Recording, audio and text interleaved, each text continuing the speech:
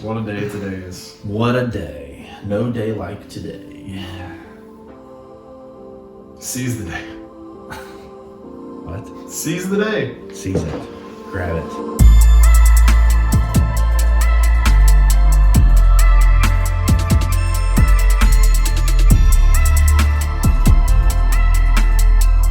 Welcome to How Stupid People Succeed. I'm Josh Cooper. This is Jeremy Dunn.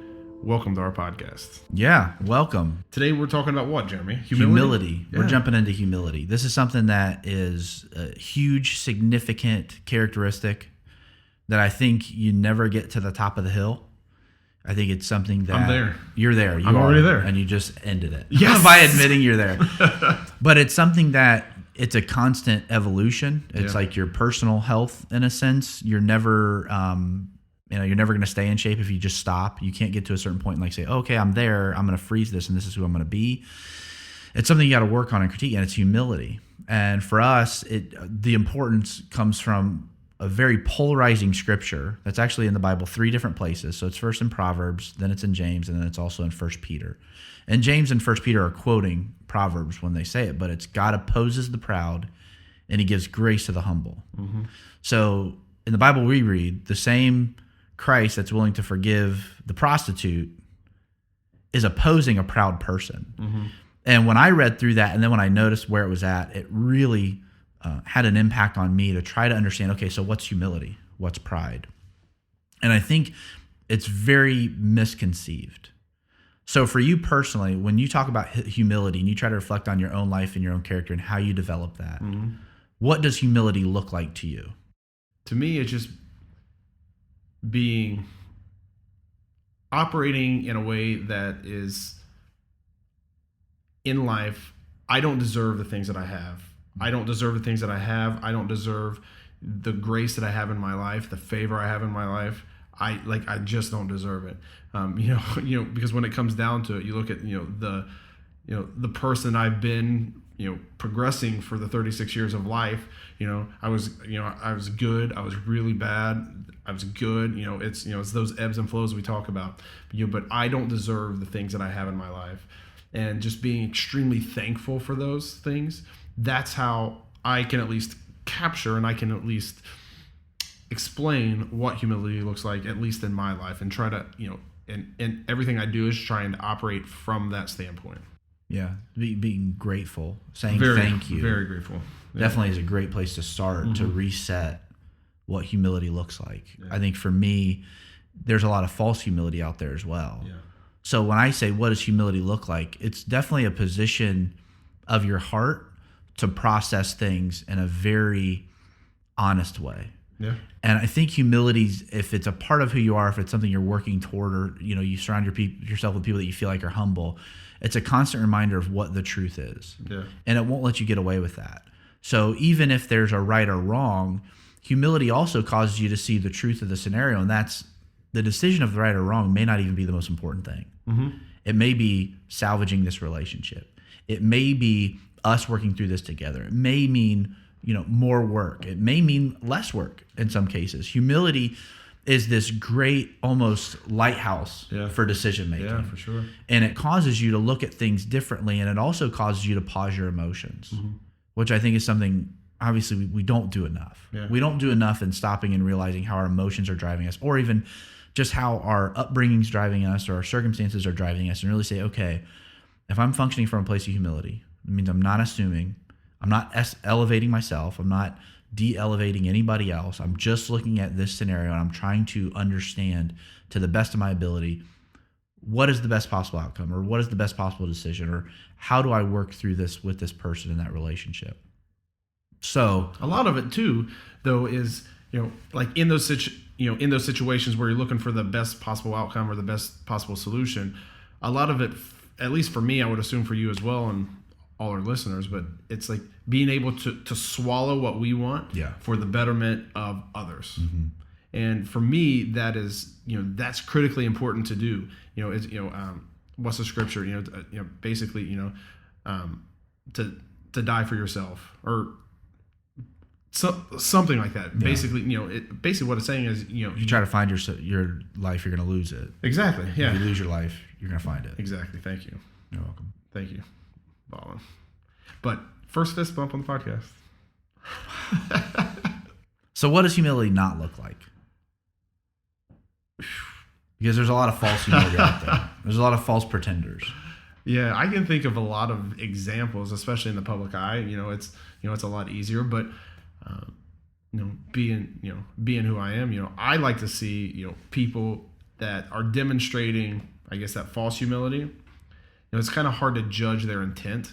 So I try not to get into that too much, but when you see behavior after behavior after behavior of self promoting and whoa, look at me and all that fun stuff, it makes you kind of question a lot.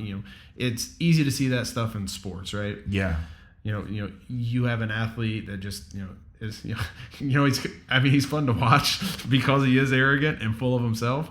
But then again, on the flip side of this, it's like, it's reality. It's we all have to answer for the things that we do and say, and it's easy to see that. So who in the sports realm, athletics, who do you think demonstrates that the best? Demonstrates humility? Not the humility, no. The arrogance? The arrogance. Oh my gosh. I mean, so many of them. The vast majority of them. I think there's the false sense of humility and like, oh, the team and oh this and oh that. Yeah. But when it really comes down to it, it's they're in a cutthroat business. Yes. At the professional level, they're only as good as their knees or their arms or their body can withstand, and nobody's going to be there to help them when that breaks down. So they have to understand, and then also at that level of competition, I think that is one of the misnomers of humility is like, well, you can't be confident. Because you're confident, you're not humble. And that's just not true. Mm-hmm. That's insecure people that can't deal with confrontation. Mm-hmm. Humility actually breeds more confrontation, but it breeds it in a much different light. I think pride breeds confrontation in an aggressive, accusational, defensive light. I think humility breeds confrontation in a desire to pull things closer together. Right? I'm not picking what I want to protect, and I'm not even worried about myself in this scenario. I just want the situation to get better. And so when you do have that, again, I think honestly the best example we do have, and I hate to say it, but it's Tom Brady. He could make more money being in any other environment on any other team, and he chooses to not make more money. And at the end of the day, that's humility. Mm-hmm. He's sacrificed. Now I get it. He's married to Giselle, and she actually makes more money than he could ever think of. But he still makes, as a man and his ego, he still makes that decision, because he could walk in tomorrow and say, I'm either going to be the highest paid NFL player or I'm walking out the door. Yeah. And everybody in the NFL world would not have a problem with agreeing with him. Yeah. And that's just the reality. But he has the humility and the desire to understand, hey, there's more to this than me. I'd rather have the end goal in my hand than that. And I think another great example from what I've seen is Jarvis Landry. Yeah. Yeah. He's phenomenal. Yeah. And seeing the behind the scenes stuff when he's mic'd up and he's going around to every player, be great, bless him, be great, bless him, be great, bless him. He's one of the highest paid guys on the team. He's been a Pro Bowler 5 different times. In the last 5 or 6 years, nobody has more receptions than him. He's a guy that, if he can play 3, 4, 5 more years, he's going to go to the Hall of Fame. And yet he has the humility to understand this is who I need to be to my team. And then it's also funny that it's his best friend. Which is the opposite. I don't want to say that because I am a Browns fan. Yeah, so, but we can't say it. We can't say it. Look at me. Mm-hmm. So, but and I think Tom Brady is a great example. I actually wasn't even thinking of him, but because he's willing to kind of swallow his manly pride, his manly ego, take less money, which for a lot of us men, dude, think about this. He's got to watch Kirk Cousins make more money than him. Yeah, think about that hit to your ego. Yeah. Dude, I know people that can't even sit down at a table if they're not sitting in the right seat. Mm-hmm. You know what I mean? Like, can't even be in a conversation if they're not getting the right amount of attention that they want. And here's the greatest to ever do it. And I hate admitting that. He's the greatest to ever do it. And he's got to watch Kirk Cousins make more money than him. Yeah. But you think about that. As a man, though, one of our, our feathers in our cap is the amount of money we bring home at the end of the year, mm-hmm. right? Every single day, it's kind of what we're striving for. It's what we're progressing for. But you think the greatest ever, legit the GOAT. Now, Yeah, ish. I mean, Peyton Manning was pretty good. If you want to win in a big time game, who do you pick? You pick Tom Brady, Brady. unless you're just Well, not that smart. you get David Tyree. But, but you think about that. He basically swallowed his pride, took less money for the betterment of the team, so his team could go out and win 6 Super Bowls. Yes. That is unbelievable. Yeah. You know, I was looking at a stat. I think it was he's played, I think, over 20 playoff games. I think it was, or something like that. That's a whole other season Whole other season. of his life, And we can't watch the Browns play in one. and we can't even get one game. For the love of God, help us. Next year, though. Yeah. Next year's the year. So in navigating your relationships, when you try to apply humility, genuine humility, what happens in those relationships, or what happens in those interactions? What are some of the benefits of humility? Well, the benefits of humility when when I'm trying to be humble with relationships, obviously it strengthens the relationship. So hopefully they can see the genuine desire of me to serve and want the betterment of you, or my kids, my family, friends, whatever. But it strengthens that relationship. And what you can do, demonstrating that humility is really in the service. Mm-hmm. And so I think so many times in life that it's so easy. It's so easy to want to be out for yourself and want to just like one of my things is like I love golfing, right? And being able to kind of force myself to get away and go golfing, like that is a selfish thing that I can do. So what I have to do, is I have to curb that a little bit. Mm-hmm. So the membership we got at the club, like I got it so I could take my son, so I can teach him, a game that I love and teach him how to grow in it. Right. Obviously all the disciplines within it, but man, being humble isn't always easy, but like once you do it, once you take that first step and you continue to learn how to walk in that, it gets easier and it's worth it. And you have better relationships because of it. Yeah. It's an incredible way to disarm a situation. Yeah. So whether it's you're not sure of somebody's intent, or you're working through something in a business situation, or there's even a disciplinary action that either you're taking or you're receiving,